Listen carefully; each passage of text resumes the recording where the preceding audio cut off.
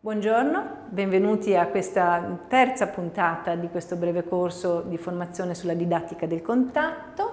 ovvero apprendere le lingue attraverso il contatto transfrontaliero. Ricordiamo che questa didattica riguarda ragazzi che apprendono gli uni la lingua degli altri, ovvero frequentanti scuole di zone di confine, dove c'è anche la possibilità di sfruttare la meravigliosa occasione dell'incontro vero e proprio fisico tra ragazzi.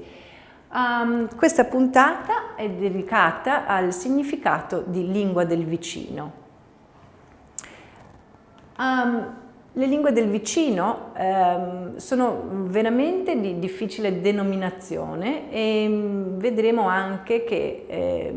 assumono così delle funzioni o delle in qualche modo politiche molto diverse a seconda degli stati, perché dipendono dalle politiche linguistiche locali, purtroppo. E dico purtroppo perché evidentemente c'è una mancanza di politiche europee per quanto riguarda questo, secondo noi, importantissimo insegnamento linguistico. Vedremo che l'Europa non è assente, anzi, però forse non è così impositiva sicuramente. Intanto, a partire dalla denominazione, ogni lingua chiama queste lingue in modo diverso. In italiano le chiamiamo lingue di confine, tecnicamente sono lingue contigue, sono lingue che hanno un contatto con un paese confinante dove la propria lingua nazionale a volte viene parlata da una comunità minoritaria nazionale al di là del confine, anche se non è sempre così, ma è la maggior parte dei casi. In Slovenia, paese che ha partecipato a questo Interreg, le lingue di confine vengono dette le lingue del vicino, sosedski jeziki. In inglese si chiamano anche neighboring languages, ovvero le lingue del vicino.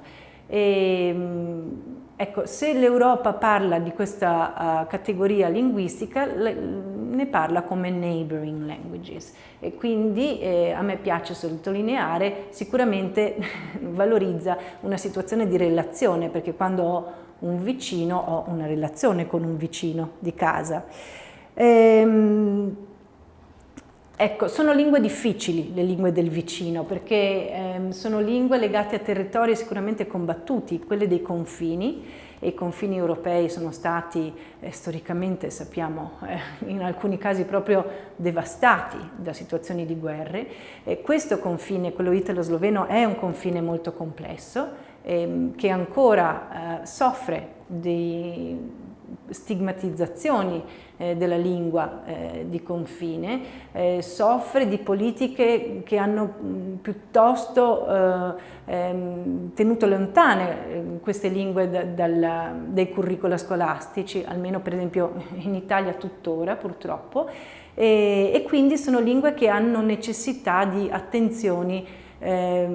particolari, ovvero sostengo che sia necessario in un loro percorso di pianificazione anche di riflessioni proprio sociolinguistiche e politiche per far capire le funzioni che quella lingua ha avuto o che ha.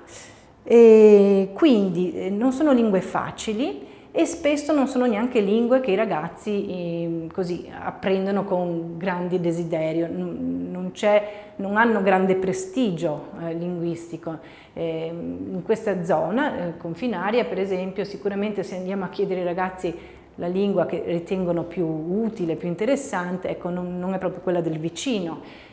Nello specifico ci sono anche ricerche che dimostrano, per esempio, quanto sia difficile in Slovenia far imparare l'italiano ai ragazzi nelle aree di confine, o come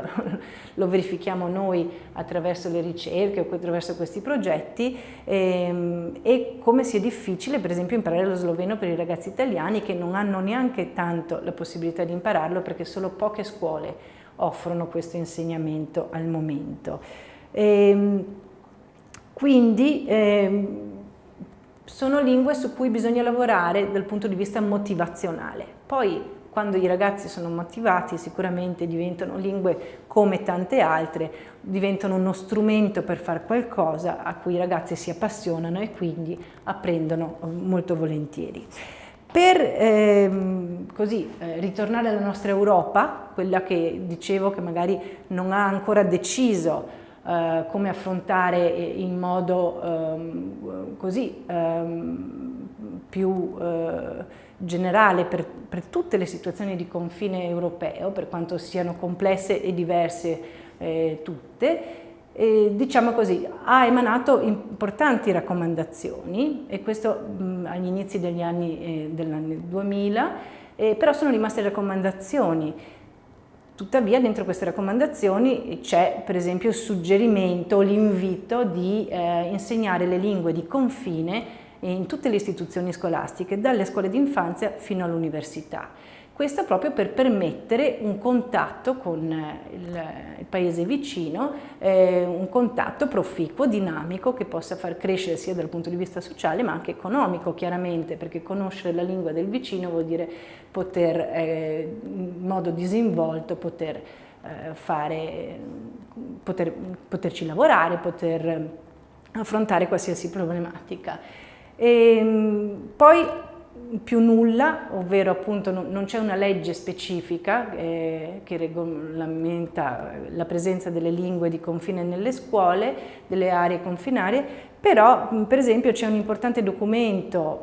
recente della fine del 2017 che parla dell'importanza di rafforzare la crescita e la coesione delle zone di frontiera, è un documento della Commissione europea dove si torna a parlare dell'importanza dell'apprendimento delle lingue di confine.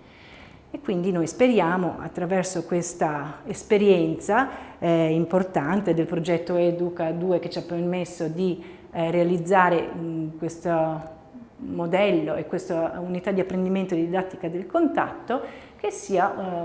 un'occasione in più per poter rendere le lingue di confine più visibili, poter far capire il loro valore, la loro funzione, e anche poter chiaramente dare un aiuto agli insegnanti che si occupano di questo insegnamento per rendere i ragazzi più interessati e più stimolati ad apprenderle.